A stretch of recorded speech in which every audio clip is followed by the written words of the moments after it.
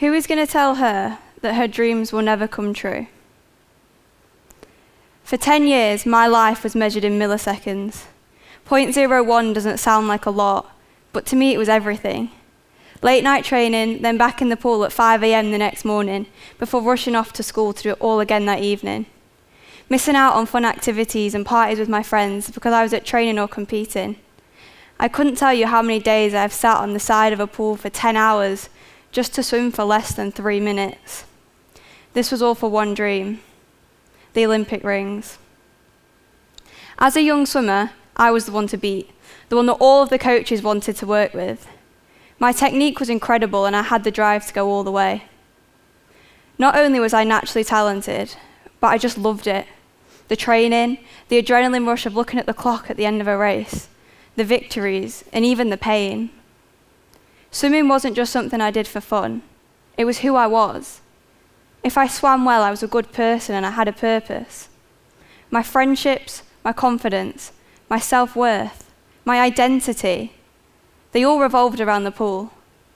Until 1 millisecond, where everything changed. I grew up, and in that process I outgrew my club, but I didn't realize. My parents pushed me to move to a bigger and better environment, but I couldn't understand why. I was offered a place at this new club, but I turned them down. It's my biggest regret. I stayed where I was comfortable, where I felt like a big fish in a small pool, and continued to train as hard as I could, but it just wasn't enough. The girls in the other teams just got better and better until I couldn't keep up. Other parents said they couldn't watch me race because they saw how much effort and pain I put into my training, only to fall at the final hurdle of the race. I was left with no choice but to move clubs, leaving my community, the place that gave me everything, behind. I felt like I was betraying those who'd become an extension to my family because I was their club captain and I coached their younger swimmers. But in 1 millisecond, I made the jump. It was exciting, a new challenge to face to take me to the next step. It was bigger, faster, and a lot harder. But I began to lose this excitement when I realized that everyone around me was faster and stronger than me because I'd had this higher standard of coaching for longer. I wasn't the best anymore. Not such a big fish after all. And then came the anxiety, a dark monster that crept in through only a whisper. The first time it came, it felt like an unknown force had complete control of my mind and body. A constant chatter I couldn't escape no matter how fast I tried to run, like a whirlwind of thoughts with no end in sight. It truly felt so isolating and alone, like nobody could help me because it was so unexplainable. Just a fog of emotions with no exit. Constant. You're not good enough. You'll never catch up. You're a disappointment. I hated competitions, the constant pressure to prove that I belonged and I was good enough. Looking back on it now, I was good enough. In my best events, I beat all the other girls at my club and would often win at local competitions, even making finals at counties and racing at regionals. But at the time, I simply couldn't see it.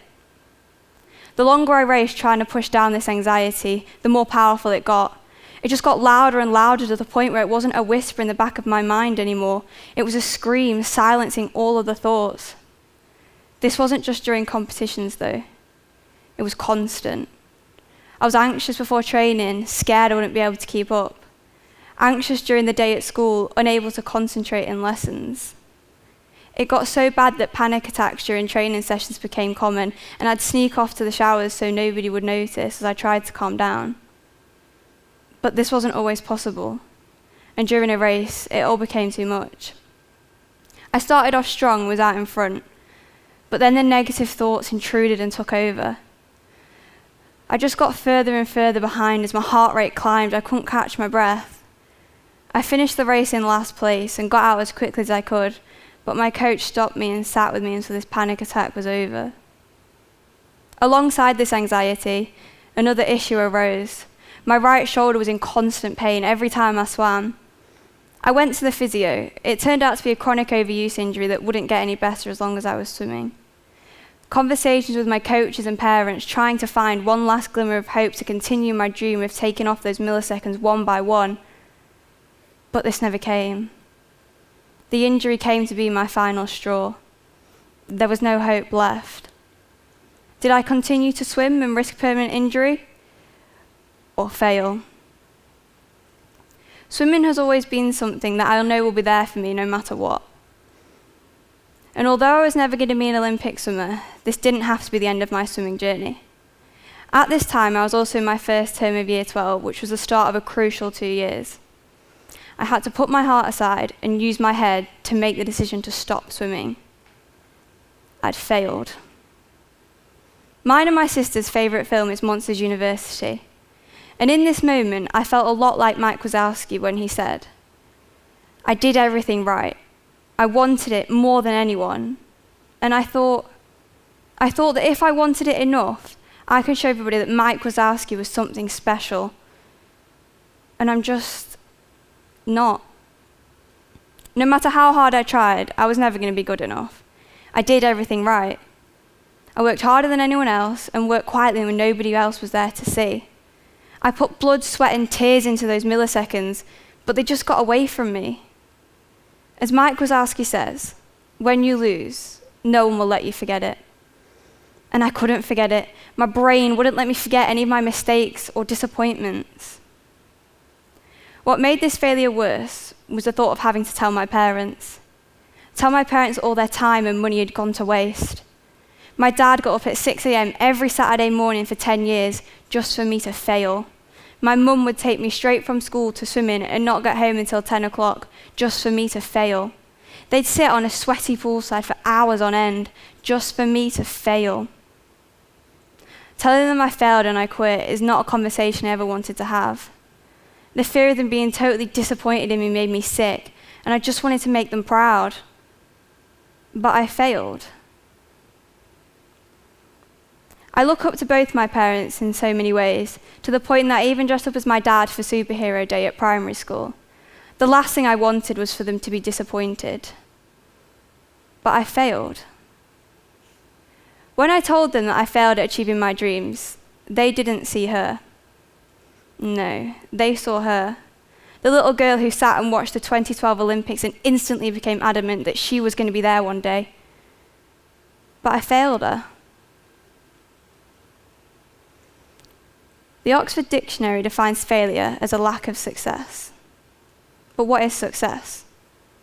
According to the dictionary, it is the accomplishment of an aim or purpose. In regards to my dream of becoming an Olympic swimmer, I'd failed by definition. But had I really failed at swimming? I achieved many other aims throughout my journey: PBs, finals, medals, making teams, and being a club captain. But what stumped me was the accomplishment of a purpose. What is my purpose? For years, swimming was my purpose. I've always been good at school, but never really enjoyed it. My closest friends were those at swimming. The best quality time I spent with my parents was on the way to and from swimming, as it was just us and there was no distractions.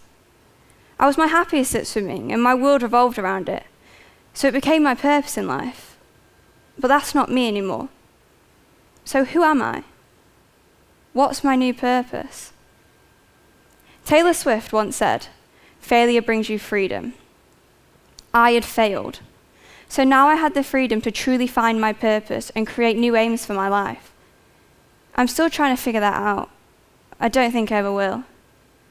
Right now, it feels like nobody ever truly realizes their purpose because it can't be defined. My purpose is very different to each person I come across. To my mum and dad, my purpose is to be the best daughter I can and to fulfill every opportunity they've given me. To my big sister, my purpose is to be her lifelong best friend and someone she can always rely on to be there for her. To my school friends, my purpose is to make school more fun and better and lift them up through any tough times they may be going through. And to my teachers, my purpose is to do well in their subjects so they don't feel like they've failed. My purpose within swimming hasn't completely disappeared. I still have the passion to be a competitive swimmer, although it's no longer an option for me.